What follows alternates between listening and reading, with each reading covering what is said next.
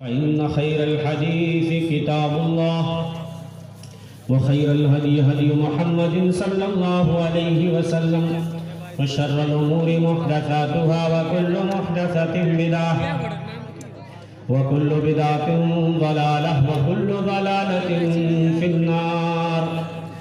يقول الله سبحانه وتعالى في كتابه الحكيم: واتقوا فتنة لا تصيبن الذين ظلموا منكم خاصة واعلموا أن الله شديد العقاب.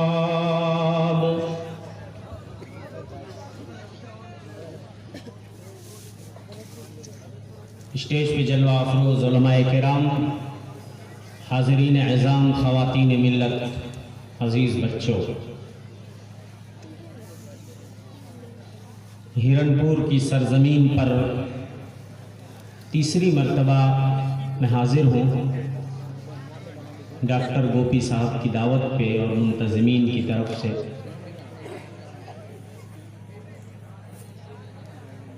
وقت شارٹ ہوا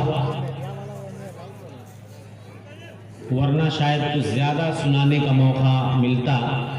بہرکیف اس بیچ میں کچھ اور جگہوں پہ انشاءاللہ حاضری ہوگی.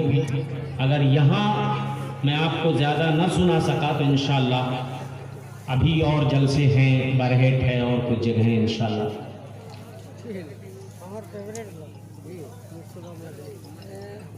موجودہ حالات کے پس منظر میں کچھ باتیں آپ کے سامنے رکھنے کی کوشش کروں گا. اس سے پہلے کئی بھائیوں کی فرمائش بھی ہے، لیکن شعر شاعری زیادہ ہو چکی ہے، میں زیادہ وقت اس میں نہیں بتانا چاہتا. اور خاص طور سے ہمارے جمیل بھائی کی نظامت ہو اور اشعار یا شعر و شاعری کی کمی رہ جائے، ایسا ہو ہی نہیں سکتا. بڑی خوبصورت نظمیں آپ کی سماعتوں کے حوالے انہوں نے کی. کسی احتجاجی مشاعرے میں اگر آپ سفر کر کے دور دراز جاتے تو شاید اتنے قیمتی اشعار آپ نہ سن سکتے جو جمیل بھائی نے آپ کو سنا دیے ہیں. حالات حاضرہ کے پس منظر میں بلکہ ہمارے ایک قدیم عالم ہیں جو ہمارے بچپن میں بڑے اچھے مقرر ہوا کرتے تھے، ڈاکٹر اسلم کانپوری. ان کی نظم کے میں دو چار بند، حالانکہ میں خود بھی شاعری کرتا ہوں لیکن میں اپنی نظم نہ سنا کے میں دو تین مصرے اور اس کے بعد میں اپنے عنوان کی طرف آتا ہوں. خودی کو اپنی مٹا کے کب تک جہان میں ہم جیا کریں گے. خودی کو اپنی مٹا کے کب تک جہان میں ہم جیا کریں گے. قفس میں گھٹ گھٹ کے خون ارماں نہ جانے کب تک پیا کریں گے. خودی کو اپنی مٹا کہ کب تک جہان میں ہم جیا کریں گے.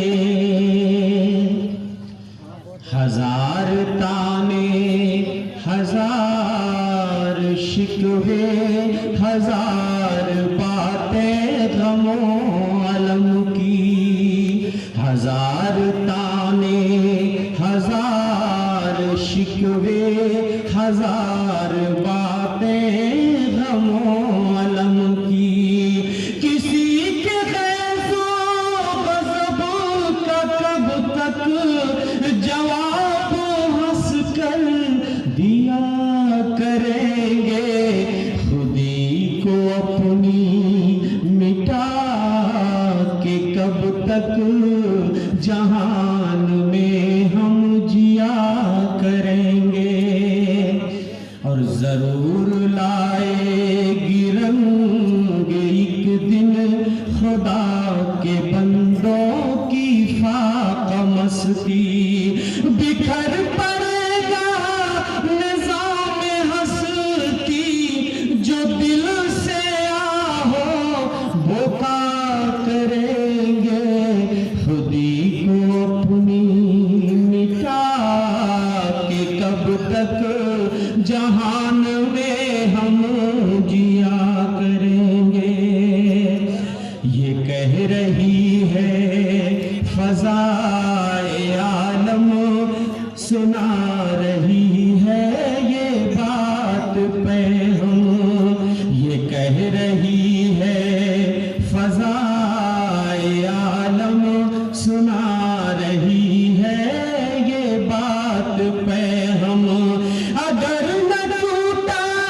جمود مسلم تو روز فتنے اٹھا کریں گے خودی کو اپنی مٹا کے کب تک جہان میں ہم جیا کریں گے۔ اور الحمدللہ مسلمانوں کا جمود ٹوٹ رہا ہے اور لوگ گھروں سے باہر نکل رہے ہیں اور اپنے حقوق کی لڑائیاں لڑ رہے ہیں اور اپنے وطن کی پاسداری کے لیے اور اپنے حقوق کی حفاظت کے لیے الحمدللہ آج صرف ہمارے مرد ہی نہیں بلکہ سب سے زیادہ خواتین وہ الحمدللہ گھروں سے باہر نکل چکی ہیں۔ یہ ہے تقاضائے وقت اسلم حرم کو اپنے بچائیں اب ہم۔ اگر تھوڑی سی ترمیم میں کروں اس شعر میں، یہ ہے تقاضائے وقت اسلم وطن کو اپنے بچائیں اب ہم خدا سے مانگیں گے ہم دعائیں اسی سے اپنا گلہ کریں گے خودی کو اپنی مٹا کے کب تک جہان میں ہم جیا کریں گے۔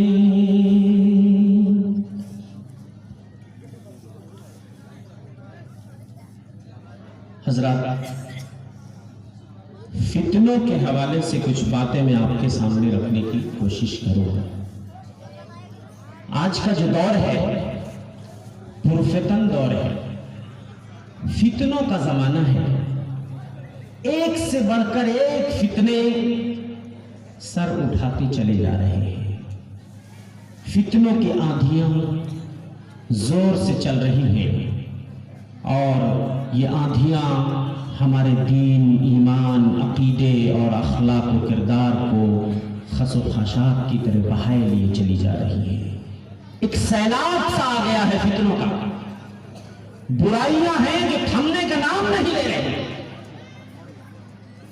شراب نوشی کا فتنہ، قمار بازی اور جوئے کا فتنہ، زناکاری کا فتنہ، عریانیت اور بے پردگی کا فتنہ، بے حجابی کا فتنہ، اسی طریقے سے باطل طریقے سے مال کھانے کا فتنہ، اور نہ جانے کتنے فتنے ہیں ہمارے معاشرے میں، اور روز بروز یہ فتنے بڑھتے چلے جائیں گے، اس لیے کہ کائنات کے امام مدنی سردار صلی اللہ علیہ وسلم کی یہ پیشین گوئی ہے کہ آنے والے زمانوں میں حالات اور بھی خراب ہوں گے، اچھے دنوں کی امید نہیں کر سکتے، اچھے دن آنے والے نہیں ہیں، اس لیے کہ کائنات کے امام کی یہ حدیث ہے، ما یأتی یوم الا والذی بعدہ شر منہ، جو بھی زمانہ ہے اس کے بعد کا جو زمانہ آئے گا وہ برا ہی ہوگا، اچھا زمانہ نہیں آئے گا۔ سوال یہ ہے فتنہ کہتے کس کو ہے؟ آئیے سب سے پہلے فتنے کی تعریف، فتنے کی ڈیفینیشن دیکھتے ہیں۔ فتنہ کہتے ہیں ابتلا، آزمائش، امتحان۔ فتنہ کہتے ہیں امتحان کو، آزمائش کو، اور یہ آزمائش کس وجہ سے ہوتی ہے؟ اللہ اپنے بندوں کا امتحان کیوں لیتا ہے؟ یا جو بلائیں ہمارے اوپر آتی ہیں، مصیبتیں آتی ہیں، یہ بھی فتنہ ہے، یہ مصیبتیں کیوں آتی ہیں؟ تو میرے بھائی، کبھی کبھی جو بلائیں آتی ہیں، مصیبتیں آتی ہیں، اللہ جل شانہ ان مصیبتوں کے ذریعہ ہمارے ایمان کا امتحان لیتا ہے، ہمارے ایمان کا جائزہ لیتا ہے اللہ جل شانہ، تاکہ وہ پتہ کرے کون مومن صادق ہے، مومن کامل ہے، کون منافق ہے، کون سچا ہے، کون جھوٹا ہے۔ اللہ جل شانہ اس کا امتحان لینا چاہتا ہے، وہ کھرے اور کھوٹے میں تمیز کرنا چاہتا ہے، الگ کرنا چاہتا ہے۔ اگر یہ آزمائشیں نہ ہوتی، یہ امتحانات نہ ہوتے تو معاملہ خلط ملط ہو جاتا، مکس ہو جاتا، سب مل جاتے، جو کچے ایمان والے ہیں، جو پکے ایمان والے ہیں، جو مومن ہیں، جو منافق ہیں، جو صادق ہیں، جو کاذب ہیں، جو سچے ہیں، جو جھوٹے ہیں، دونوں میں تمیز نہ ہو پاتی۔ کیسے الگ کرتا کوئی کہ یہ سچے ایمان والے ہیں، یہ جھوٹے لوگ ہیں، یہ ایمان والے ہیں، یہ منافق ہیں، یہ صادق ہیں، یہ کاذب ہیں؟ تو اللہ جل شانہ مصیبتوں کے ذریعہ کبھی کبھی اپنے بندوں کا امتحان لیتا ہے۔ کون بندہ ہے جو مشکل کی گھڑی میں ثابت قدم رہتا ہے، جمع رہتا ہے، ایمان پر رہتا ہے، عقیدہ توحید پر رہتا ہے، اللہ کی طاعت پہ گامزن رہتا ہے؟ اور کون بندہ ایسا ہے جس کا ایمان اور عقیدہ پھسپھسا ہے؟ تو اس کے ذریعہ اللہ امتحان لینا چاہتا ہے۔ اللہ جل شانہ ارشاد فرماتے ہیں الف لام میم حسب الناس ان یترکوا ان یقولوا آمنا وهم لا یفتنون۔ کیا لوگوں نے یہ گمان کر رکھا ہے احسب الناس ان یترکوا ان یقولوا آمنا، کیا لوگوں نے یہ گمان کر رکھا ہے کہ انہیں ایسے ہی چھوڑ دیا جائے گا، ان کا امتحان نہیں لیا جائے گا؟ کیا لوگوں نے یہ سوچا ہے کہ وہ ایسے ہی چھوڑ دیے جائیں گے؟ انہوں نے زبان سے کہہ دیا کہ ہم ایمان لائے، وَهُمْ لَا يُفْتَنُونَ، اور ان کے ایمان کا امتحان نہیں لیا جائے گا، ایسے ہی چھوڑ دیا جائے گا۔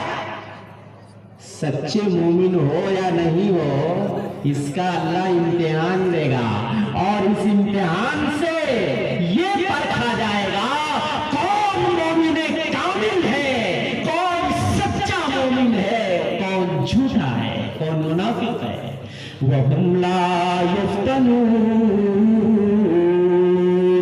کیا لوگوں نے یہ سوچ رکھا ہے کہ انہیں ایسے ہی چھوڑ دیا جائے گا، ان کا امتحان نہیں لیا جائے گا؟ وَلَقَدْ فَتَنَّا الَّذِينَ مِن قَبْلِهِمْ، ان سے پہلے لوگوں کا ہم نے امتحان لیا ہے، ان سے پہلے کے لوگوں کے ایمان کا ہم نے جائزہ لیا ہے۔